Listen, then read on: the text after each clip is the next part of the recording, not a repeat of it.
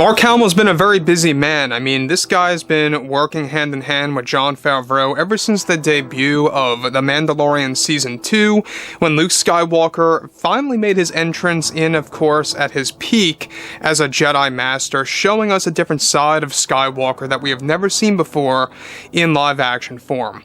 This is Mike Zero. Make sure to subscribe if you are new to the channel for future Star Wars updates. Also, by the way guys, make sure to drop a thumbs up on this video to support the channel. I thank you all so very much for the kind support. It is greatly appreciated. Now, one thing that we do know about Mark Hamill is that he's got a very big future with Lucasfilm and with Star Wars as a whole. Though he won't be returning much as his older version of Luke, but he will be coming back to take part in recreating the young version of Luke Skywalker in multiple new Star Wars shows. The biggest one of all, by the way, is going to be The Mandalorian Season 4, which is going to be very Luke Skywalker heavy. They're still trying to get that thing out by holiday season of 2024. But I digress. Let's get on to what Mark Hamill recently had to say about the sequel trilogy movies and how it's not really the greatest response that Disney would want him to actually say. But one thing that we do know about Mark is that he's been very much like a yo-yo over the years. And what I mean by that is he says things, he backtracks, he says things, he backtracks. And those backtracks, without a doubt, back then, a couple of years ago, were most definitely forced by Disney. Even Mark Hamill once admitted that Disney told him to revert some of his statements. But, you know, now that things are more loose with the sequel trilogy and how it's a thing of the past, we're seeing more and more actors coming forward, like Daisy Ridley, Mark Hamill, you name it. And with that being said, alright, one thing that Mark Hamill really had to point out here is that, of course, well, with Mark Hamill getting more involved with Favreau and Filoni, with new Star Wars shows in order to return as Luke again, in a revolutionary new technology that's going to be used to implement him, Mark Hamill recently took part in an interview when he was questioned about Jon and Dave's treatment of Luke and how it compares to the sequels. Now, Mark states the following. I mean, again, looking back at what we did with episodes 8 and 9, I still feel they did Luke dirty. It's like they just didn't care about this character, and believe me, I tried to convince them on what to do and what the fans would want, but they absolutely refused to take any of my suggestions. I mean, what can you do? I'm just the actor, you know? To be honest, I saw the backlash coming from a mile away before episode 8 even released, and I was terrified of how fans would react to Luke's death. I honestly felt cheated when I read the script for The Force Awakens for the first time, after I signed my contract for 3 movies.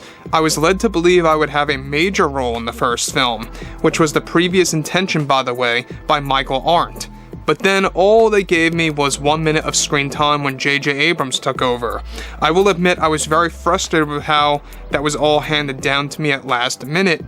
And of course, I'm going to pause here quick, because Mark Hamill is really putting it out there that he was very unhappy with how Luke was utilized in the sequel trilogy films. Now, for those of you that don't know, Michael Arndt, the original screenwriter, the original writer of episode 7, was really on a roll to making Luke the main character.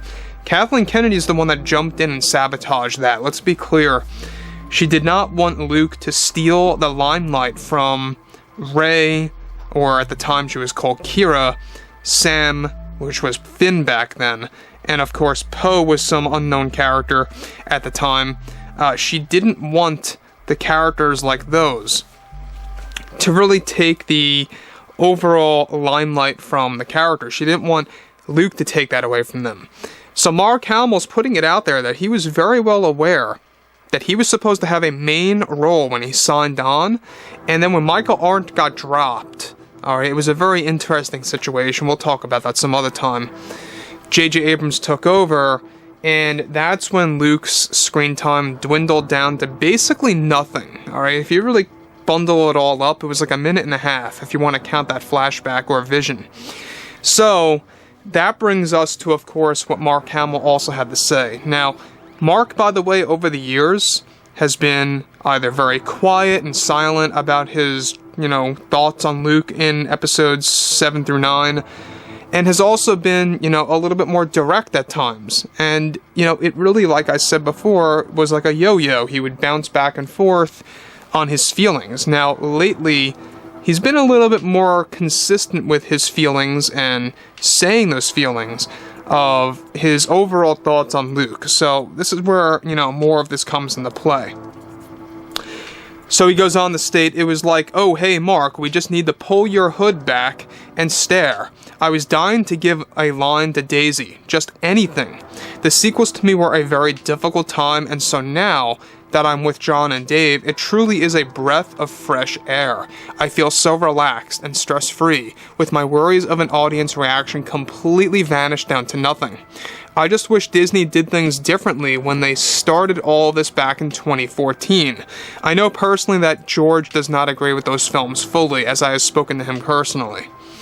So Mark Hamill also confirming it there, that George doesn't really agree with these movies 100%.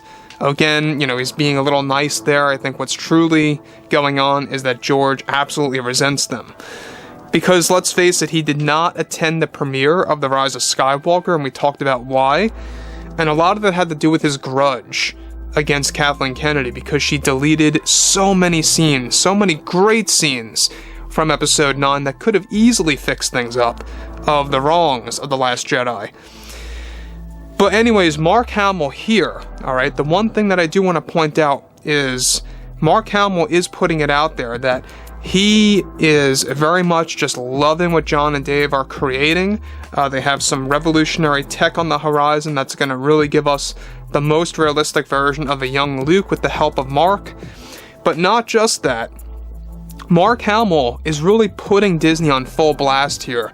Really saying how they should have really done things differently from the very beginning. How basically they cheated him out of a major role. And that's actually quite surprising. He was supposed to have this big role in Episode 7, that's why he signed on back in 2014. Michael Arndt, of course, things fell apart. And then when JJ took over, that's when Mark Hamill, realized that he was only getting like a minute of screen time. Which, by the way, Mark Hamill also confirmed that the original opening of Episode 7 featured the severed hand of Luke floating in space, holding the saber, and slamming into the sands of Jakku's surface. I don't know how you guys think about that opening, but that was the original opening by JJ. But moving to the next thing here, we already know that Luke is going to be utilized in a very brand new way, not just for Mando 4, but also for the Book of Boba Fett Season 2. And yes, cameos are coming back for the second season of Boba. The great thing about Boba now is that they are treating it as a soft reboot. The same exact thing is happening with the Kenobi series. We'll talk about that too. John and Dave want to treat both Boba and Kenobi as soft reboot shows with their quote-unquote technical second season. That won't necessarily be called a second season for Kenobi per se, but it will be for Boba Fett. Let's just be clear about that also. So, there's a lot of things happening. I mean, Mark Hamill, I gotta respect him for actually coming forward. So anyways, drop a comment below, guys. Let me know what you guys have to say about all of this below in the comments. And if you guys did enjoy the content for today, drop a thumbs up on this video to support the channel. I thank you all so very much for the kind support, and I'll catch you guys next time.